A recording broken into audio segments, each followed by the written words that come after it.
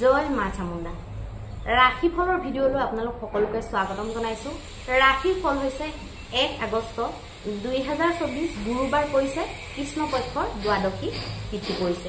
আজি দিনটোত যিসকল কন্যা পুষ্পিতা হ'ব তেওঁলোকৰ 10:24 প্ৰতি হিতা যোগ কৰিব আৰু 10:24 পিছত যিসকল কন্যা পুষ্পিতা হ'ব তেওঁলোকৰ কান্তা যোগ কৰিব।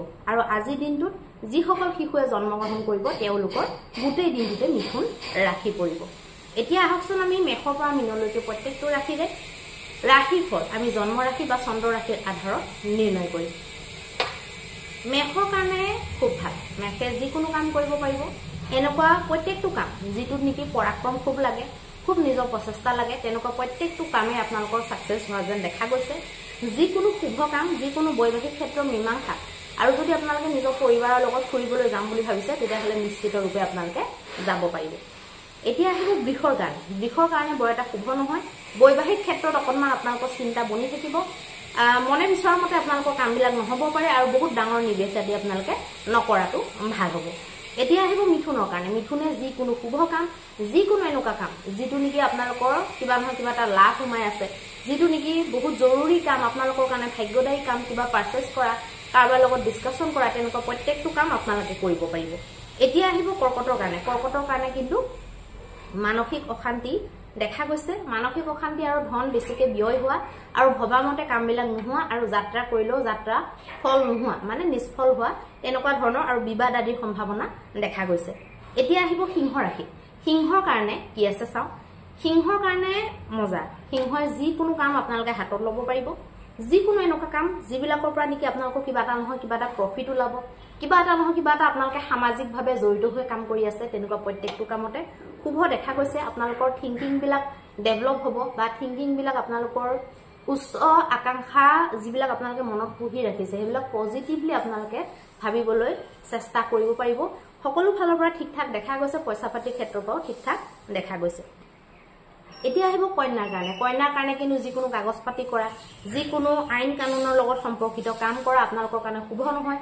বিজনেছৰ ক্ষেত্ৰত পইচা পাতি বেছিকে লগাই দিয়া এইবিলাকৰ কাৰণে শুভ নহয়, আপোনালোকে সাৱধান হ'ব লাগিব। এতিয়া আহিব তুলাৰ কাৰণে। তুলাৰ কাৰণে কি আছে? তুলাৰ কাৰণে খুব ভাল। যিকোনো শুভ কাম আপোনালোকে কৰিব পাৰে। বিদ্যাৰ লগত জড়িত, উচ্চ শিক্ষাৰ লগত জড়িত, ধৰ্মৰ আধ্যাত্মৰ লগত জড়িত যিকোনো মাংগলিক কৃত্য আপোনালোকে কৰিব পাৰে। যিকোনো পাৰ্চেছ কৰা আদি কাম আপোনালোকে নিশ্চিন্ত ৰূপে কৰিব পাৰিব। এতিয়া আহিব বৃশ্চিকৰ কাৰণে। বৃশ্চিকৰ কাৰণে মানসিক চিন্তা, টেনচন আপোনালোকৰ কাৰণে বনি থাকিব। যিকোনো এনেকুৱা কাম যিবিলাকৰ পৰা নেকি আপোনালোকৰ ক্ষতি হ'ব পাৰে তেনেকুৱাবিলাকৰ পৰা আঁতৰি থাকিব। বাহন আপোনালোকে পৰাপক্ষত এভইড কৰক চলোৱাটো আৰু কোনো ধৰণৰ বিবাদ আদিত আপোনালোকে নোসোমাবলৈ চেষ্টা কৰিব। সোমালে কিন্তু আপোনালোকৰ ক্ষতি হ'ব পাৰে। এতিয়া আহিব ধনুৰ কাৰণে। ধনুৰ কাৰণে শুভ দেখা গৈছে। যিকোনো সন্ধি, যিকোনো ডেইলি ৰুটিনক ইম্প্ৰুভ কৰা বা ডেইলি ইনকামক ইম্প্ৰুভ কৰা যদি আপোনালোকে কিবা ষ্টেপ ল'ম বুলি ভাবিছে ল'ব পাৰিব।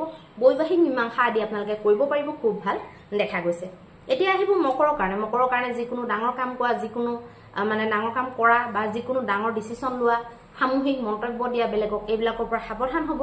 কোনো ধৰণৰ বস্তু, ডাঙৰ বস্তু আপোনালোকে কিনাটো ঠিক নহ'ব। এতিয়া আহিব কুম্ভৰ কাৰণে। কুম্ভৰ কাৰণে যিকোনো বিদ্যাৰ লগত ৰিলেটেড, সন্তানৰ লগত ৰিলেটেড বা সন্তানৰ সফলতাৰ লগত ৰিলেটেড যিকোনো কথা বা প্ৰেমৰ লগত সম্পৰ্কিত যিকোনো কথাৰ দিশত আৰু বুদ্ধিবৃত্তিৰ লগত জড়িত থকা প্ৰত্যেকটো কামৰ দিশতে শুভ দেখা গৈছে। এতিয়া আহিব মীনৰ কাৰণে। মীনৰ কাৰণে বৰ এটা ভাল বুলি ক'ব নোৱাৰি। মানসিক টেনচন আপোনালোকৰ অকণমান বনি থাকিব পাৰে। যিকোনো এনেকুৱা কথাবিলাক যিবিলাকে আপোনালোকৰ মনত দুখ দিব পাৰে বা আঘাত দিব পাৰে, তেনেকুৱা কথাবিলাকৰ পৰা বাণীত সংযম ৰাখি পেলাই নিজে আঁতৰি থাকিব আৰু উগ্ৰতাৰে কাৰো লগতে একো ডিল নকৰিব, লাগিলে ঘৰতে হওক বা বাহিৰতে হওক। আৰু কোনো ধৰণৰ ডাঙৰ নিৱেশ বা কোনো ধৰণৰ বহুত ডাঙৰ শুভ কাম আপোনালোকে নকৰাটো ভাল হ'ব।